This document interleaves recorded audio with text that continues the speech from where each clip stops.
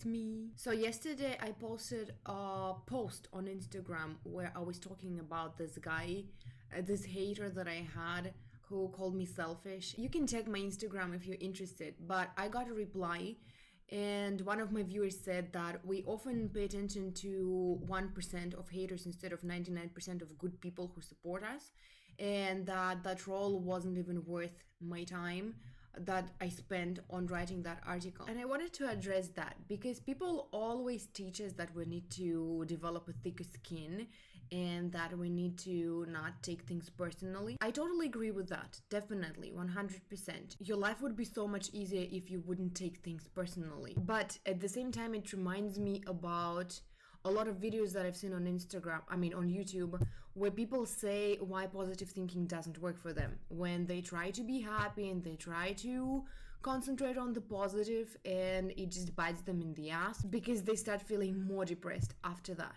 And this is where it kind of goes wrong. For you to be able to ignore trolls, you need to work through your feelings. Like, it doesn't happen just because you decided that you're not going to pay attention to them anymore. It happens because you've worked through the stuff, and if they say something, it just doesn't do anything to you anymore, and you just really don't pay attention to it. Not because you decided and because you swallowed all your pride and because you ignored all your feelings, but because you really stopped reacting this way. It stopped being painful for you. How do you do that? You work through this stuff. You journal about it. This is the subject that I really wanted to talk to you about for a while, but I just didn't know how to do that, how to start. And I guess now it's time to tell you about how I worked with my limiting beliefs, how I worked with my hurt feelings. You need to address them. You need to feel your feelings. They are there for a reason. And your sadness even deepens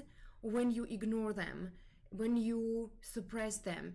Don't do that. But at first, when you start digging, you may notice that everything triggers you during the day, right? This is one of the reasons why I felt annoyed all the time, where I couldn't just make myself feel happy. It's because a lot of stuff used to trigger me during the day, and you just can't be happy when you get triggered by a lot of stuff. How I see why we get triggered, how I see this experience, is something happened long before in your childhood, and you came up with a conclusion, and then you see your life through that conclusion, because the law of attraction works like this. You think that something is true, and the universe shows you that yes, this is true, yes, this is true, and you can decide that life is painful, and you can decide that life is beautiful, and depending on what you believe, you will attract the experiences like that. And so you had this painful memory somewhere deep inside of you, and you get more experiences and more experiences that trigger the same belief, the same hurt feeling somewhere deep inside of you. And now you're like 25 or 30 or 40 years old, and you still get triggered by things that remind you of that emotion that you had back then when you were a child. This is how it works, and you might not even remember the stuff anymore because you've grown and because your subconscious mind blocked those memories so they wouldn't hurt you that bad. But then something during the day triggers you and you don't understand why. You just get pissed off, right? So when you start working, when you start digging, when you start journaling about this, you manage to go back in time and to open those feelings, those original feelings that made you feel miserable, and you uncover them and you feel them, and then you get out of them because you realize that this was something that little baby you decided, and it's not true. It doesn't have to be true. And this is how you grow, and this is how you get rid of all those sad feelings, and this is how you stop being triggered by stuff, because it doesn't anymore remind you about the stuff that happened a long time ago. So what do is you honor your feelings. This is the main thing that you need to learn, you need to know. This is the whole point of this exercise. If something triggers you during your day, if somebody said something and it made you angry, if somebody hurt your feelings somehow, if somebody did something not to you, but it still made you pissed off, you remember that. Maybe you make a list, maybe you just remember, maybe if you have time you do it right away.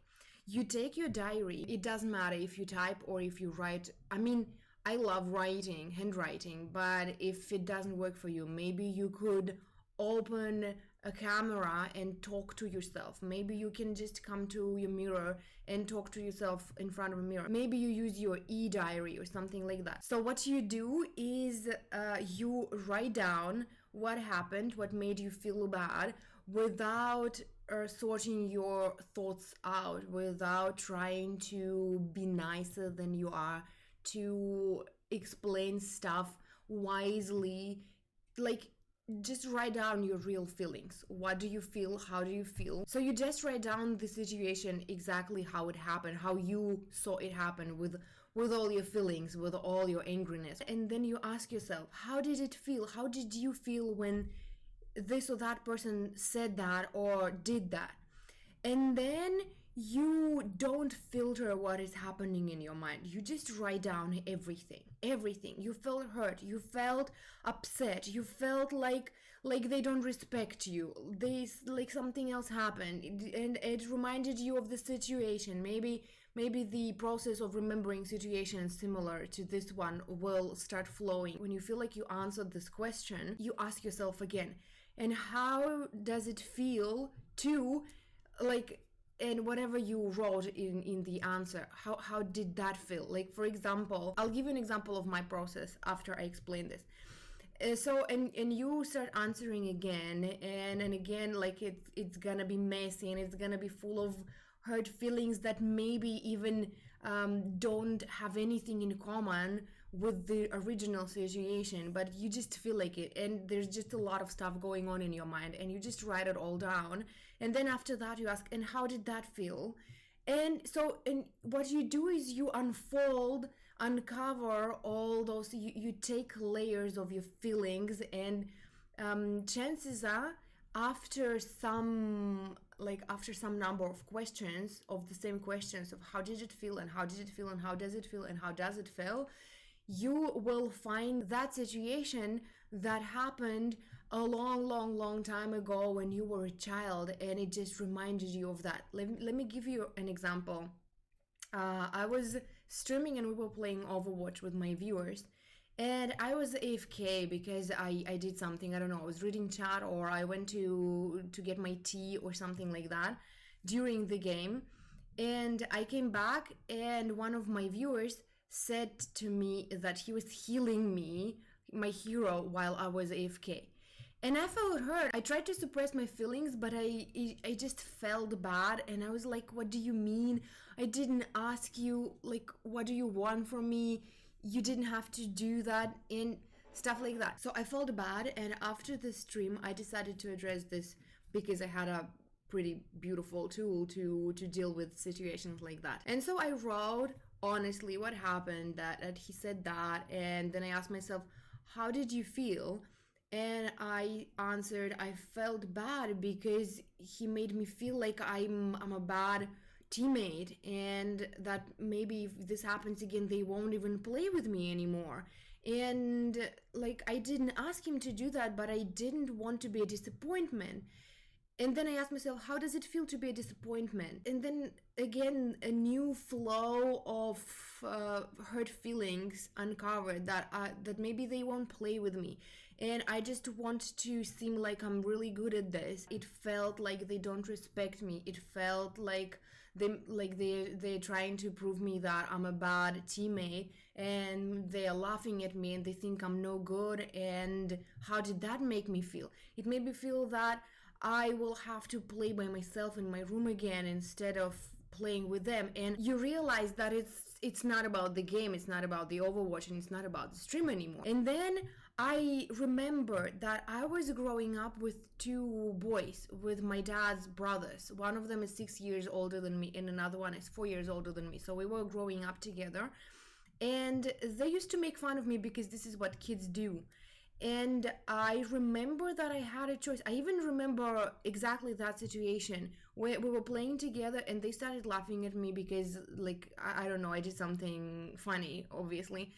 And I had this choice, like either I play with them and they make fun of me, or I go and play by myself, but I don't really want to play by myself. I want to be with them because they're laughing in another room, and I'm sitting here with my hurt pride, and like I always have this choice. And it felt so painful when I remembered that. That I nearly cried, or maybe I cried while I was journaling, because by uncovering this and by getting deeper into those feelings, into those hurt baby feelings, I remembered that and I felt that. And I felt sad, and I felt that they were laughing at me, and I had to choose either tolerate they laughing at me or be by myself, and I didn't really want to choose. And after that, after I uncovered that situation, after I felt those hurt, sad feelings, I started journaling from my now perspective, from a grown up Dasha, explaining that it didn't have to be that way. And this situation that happened today doesn't have to do anything with that. He just let me know that he was healing me. Guys buy the game to play with me, and the situation now is totally different, and they know that we're having fun and they're not making fun of me. We're all just having fun together, and nobody thinks that anybody else is stupid. This is a totally different situation. And back then, it also didn't mean what I thought it meant. They were just kids, and kids just laugh, and being funny. And it doesn't absolutely mean that I was stupid. I was beautiful and lovely and incredible child. I just saw things differently and they didn't understand me. And you start explaining it to yourself like you would explain it to your baby. And you heal yourself from that. And from that point, after that, you may say that you kind of develop thick skin, but not really. You just work through those emotions, and the situations like that just don't hurt you anymore. And this is how you heal yourself from those hurt feelings. But if you try to instead ignore your feelings, to suppress them, and tell yourself the things that people tell themselves or to others all the time, that it's not about you, that you should develop thicker skin, that criticism is good, it will only make you feel worse, because those things trigger you for a reason. And a reason, no matter how childish it may seem when you uncover it, it was strong enough to create some limiting belief, to create some really painful memory that still affects your life till this day. So now that we've established that, there is one more thing, one more reason why you might attract trolls, haters, people who want to have conflict with you. I understood it not so long ago myself, because you probably heard this or read this somewhere, that things that trigger us, that piss us off in other people, we have within ourselves too. This is why we get triggered by those things. And I couldn't understand it. I was streaming on Twitch, and I used to meet a lot of people online who would just come to my stream and be mean to me for no obvious reason. They would come and say that I'm ugly, or that I have a terrible accent, or that my English is bad, or that my Russian is bad, or like all sorts of mean things. And based on that information, I would think, okay, so I get triggered. I hate how mean they are to a random person they don't know, and they're not worried about my feelings. They seem to want to hurt my feelings. Like, what the hell? So I'm supposed to have this quality too. This is why it triggers me. Like, in what world it wouldn't bug anybody if somebody random comes and calls them names? And I used to think, I'm not mean, I care about other people's feelings, I don't want people to get hurt, I'm usually nice. So there's nothing in common between those people who come and be mean to me and me. And this is not how it works. It's actually pretty simple, and now I totally get it, and I understand that it's true, and it does make sense. And I heard it from Abraham Hicks first. I know I talk a lot about Abraham Hicks, but seriously, guys, they saved my life, and I strongly recommend you to listen, to just search for Abraham Hicks on YouTube, and you will find a lot of videos on a lot of different subjects, and go listen after this video. So there was this woman, and she lived happily ever after with her men, and they were not married. And for her, it was not a problem. She didn't really want to hurry into things, and they were just happy, and they just loved each other, and everything was incredible. But there was just one thing that bugged her. She believed that people will think that their relationship is not serious if they're not married, and she can't really call herself his wife because she's not really his wife. Other than that, everything was fine. She didn't want to hurry into things, and like everything was fine. And she used to meet a lot of people, a lot of relatives and friends who were just telling her over and over and over and over and over again that it's not serious. And they used to hurt her feelings, and they used to make her even more depressed. And how Abraham explained it, and it makes total sense, is that it's not because of them, it's not because they used to be mean to her and say all this stuff that she felt bad. It's the opposite. It's because she had this idea inside her head that it's not okay, and she used to attract people who used to tell her that. So, and this is how it works. If somebody mean, oh my god, if somebody mean comes to my stream and says that I have a terrible accent, it's probably because somewhere deep inside I might worry about my accent and think that, oh my god, like I need to work on my accent. And I used to think that. I used to when I would say something on stream and it would come out wrong and I would screw up grammar or something like that, I would feel like, damn it, now they're gonna be saying that my English is bad or something like that. Or if they would come to my stream and say that I'm ugly, it's because earlier that day, for example, or a few days ago, I would have like a pimple on my face and I would think, oh my god, it makes me ugly, how am I gonna stream? And I just attracted this. This is how it works. It's not because I get triggered by the meanness and oh my god. So yeah, sometimes we attract people who just tell us things that we think deep inside and that are worrisome for us, but we sometimes not even admit it to ourselves that we think things like that. And I think that the reason why I met that guy who was mean to me and who wrote a message calling me a selfish person was that I had this inner conflict inside of me where I couldn't find the perfect balance between, being sensitive and supportive to other people, but protecting my own boundaries. And I couldn't find this balance. And on some level deep inside, I kept believing that it has to be a fight, that setting your boundaries is painful for other people. And it's just a limiting belief. I understand it now, and I will have to work through it, I guess. But it's just that we attract people for a reason. We are co-creators.